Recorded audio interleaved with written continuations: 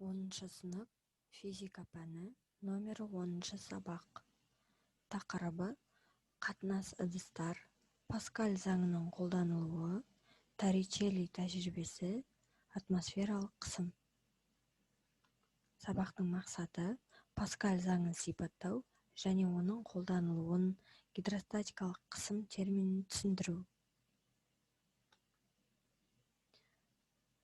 Мінекей, сұйық құйылған, бәріне ортақ бөлігі бар ыдыстар қатынас ыдыстар деп аталады. Қатынас ыдыстар өзара жалғасқан немесе бірнеше одан да көп ыдыстар жиынтығын айтамыз. Әр түрлі пішіндегі қатынас ыдыстар болады. Қатынас ыдыстардағы әртекті сұйықтардың бағандары биіктіктерінің қатынасы олардың тығыздықтарының қатынасына кері пропорционал болады. Кез келген пішінді қатынас ыдыстардағы тыныш тұрған біртекті сұйықтың еркін беттері бір деңгейде болады.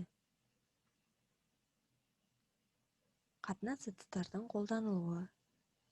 Алдарыңызда суретте көрсетілген су бұрқақта қолданылады. Гидрометриялық шыны, шлюздер, су мұнарасы, шайнектер. Мінекей осы табиғатта қолданылатын дүниелердің барлығы қатынас ыдыстар болып табылады. Сұйық пен газдың қатты денеден ерекшелігі олардың жеке қабаттарының және ұсақ бөлшектерінің бір-біріне қатысты барлық бағытта еркін орын ауыстыра алуында. Мысалы, стакандағы суды қозғалысқа келтіру үшін судың бетін ептеп үрлеу керек. Ақырын жел болып тұрса, өзеннің немесе көлдің бетінде де дәл сондай толқын болады. Сұйық пен газға түсірілген қысым тек әсер етуші күштің бағытымен ғана емес, олардың әрбір нүктесіне берілетіндігін сұйық пен газ бөлшектерінің қозғалтқыштығымен түсіндіруге болады. Енді осы құбылысты толығырақ қарастырайық. Газ бөлшектері ыдыстың барлық көлеміне біркелкі таралған бірінші суретте. Ал екінші суретте бөлшектер бұрынғыдан гөрі тығызырақ орналасқан. Ал үшінші суретке мән беретін болсақ, газ бөлшектер қозғалтқышының арқасында барлық бағытта орын ауыстырады, бірақ бұрынғысынан да тығызырақ болған. Сондықтан барлық жерде газдың қысымы артады. Демек, қосымша қысым сұйықтың немесе газдың бөлшектеріне түгел беріледі. Егер газға түсірілген қысым поршеннің өз маңында 1 паскальға артса, онда газдың ішіндегі барлық нүктелердегі қысым бұрынғысынан дәл соншамаға артады. Ыдыстың қабырғаларына, түбіне, поршенына түсіретін қысым 1 паскальға артады. Сонымен Паскаль заңы. Тепе-теңдік күйде жатқан сұйық не газға әсер етілген қысым сол сұйық не газдың кез келген нүктесіне барлық бағыттарға бірдей таралады. Енді қысымның таралуы. Қатты денеде қысым түсірілген күштің бағытымен тарайды. Ал сұйықтар мен газдарда қысым барлық жаққа бірдей тарайды. Сонымен Паскаль заңы осылайша тұжырымдалады. Сұйықтар мен газдардағы қысым барлық жаққа бірдей таралады. Енді гидравликалық преске тоқталайық. Гидравликалық мәшинелердің қалай жұмыс істейтінін осы Паскаль заңына сүйеніп түсіндіруге болады. Бұл мәшинелердің жұмыс істеуі сұйықтардың қозғалыс және тепе-теңдік заңдарына негізделген. Тыныштықтағы сұйықтық салмағының әсерінен оның ішінде H биіктікте пайда болатын қысымды гидростатикалық қысым деп атайды. Ыдыстың бүйіріне түсіретін қысым, егер ыдыс түбі сол тереңдікте орналасса, онда сол ыдыс түбіне түсірілетін қысымға тең болады. Қозғалмайтын сұйықтың салмағы есебінен түсірілетін қысым гидростатикалық қысым деп аталады. Гидростатикалық қысым Паскаль заңына бағынады. Сұйықтың салмағы әсерінен ыдыс түбіне түсіріледі. Сондықтан формуласы бірдей болады. Енді сұйықтардағы қысымға келетін болсақ, біріншіден тереңдікке тәуелді болады, ал сұйықтың тығыздығына да тәуелді болады. Ал ыдыстың пішініне тәуелді болмайды, және ыдыс түбінің ауданына да тәуелді емес. Сұйықтың ішіндегі бір деңгейдегі қысым барлық бағытқа бірдей өзгеріссіз беріледі.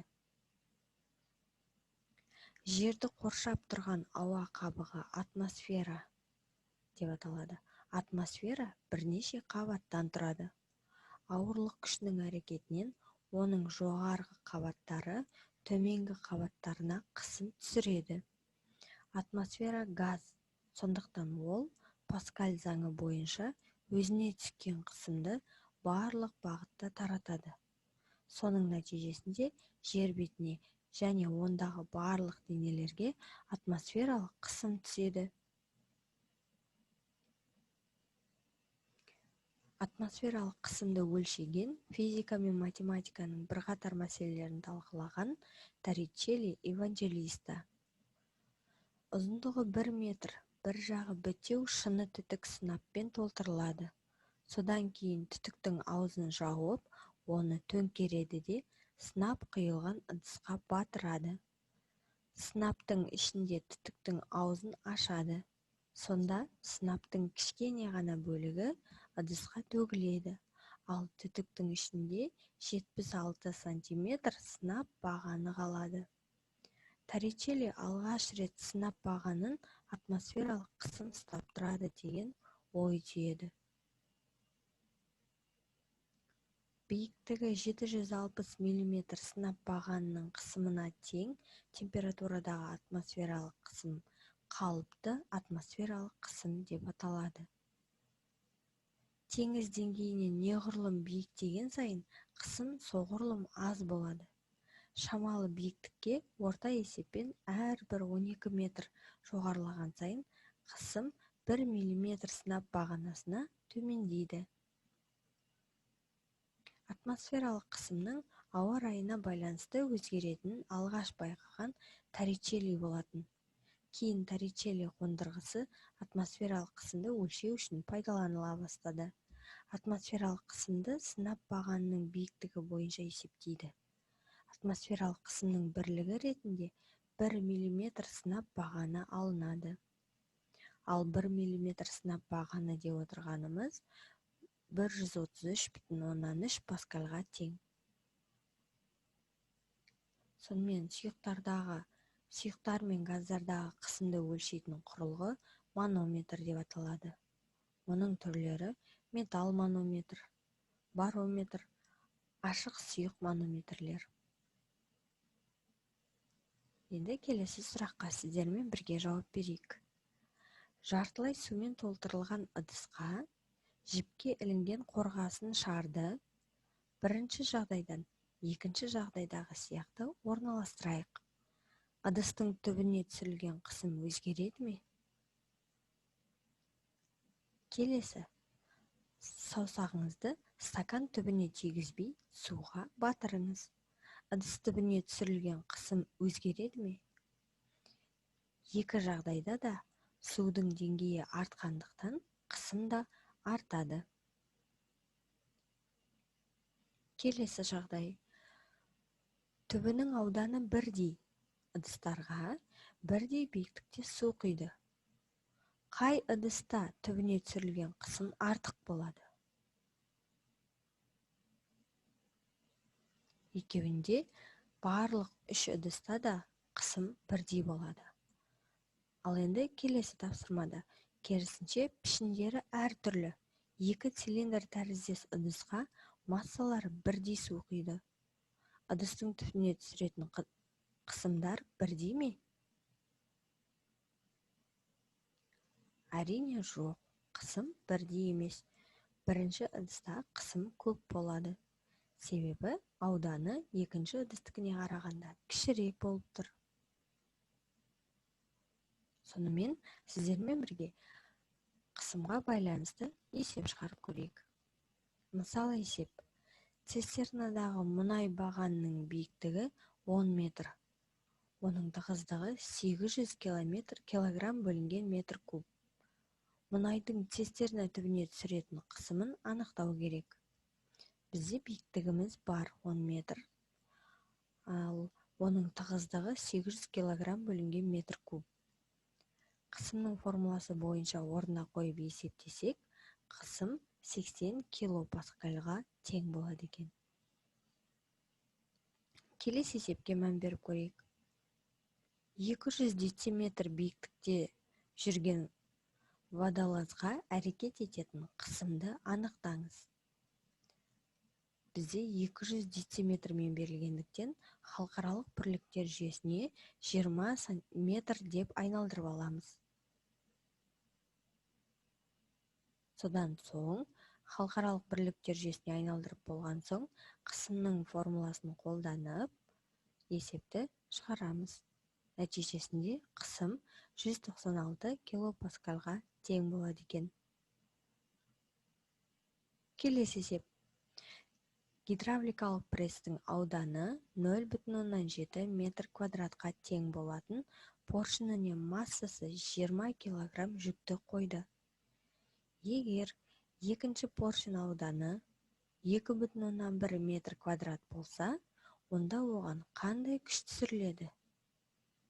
Бұны анықтау үшін жоғарыда жаттаған екінші формуламызды қолданып, есепті келесідей шығарамыз.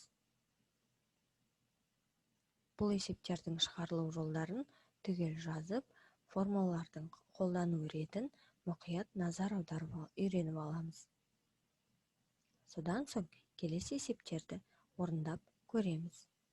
Бұнда 3 есеп берілген, жоғарыдағы формулалармен оңай шығарасын деген сенімдемін. Екі шыны түтікті резеңке түтікпен жалғап, оны сумен толтырайық. Сөйтіп оларды бір-бірімен жоғары төмен қозғалтып салыстырғанда, түтіктегі судың деңгейі өзгермейтінін байқаймыз. Енді осы тәжірибені әртүрлі пішіндегі шыны түтіктермен алмастырып, қайта жасап көрейік. Сонда кез келген пішінді қатынас ыдыстардағы сұйық деңгейі бірдей болатынына көз жеткіземіз. Демек, кез келген пішінді қатынас ыдыстардағы тыныш тұрған біртекті сұйықтың еркін беттері бір деңгейде болады.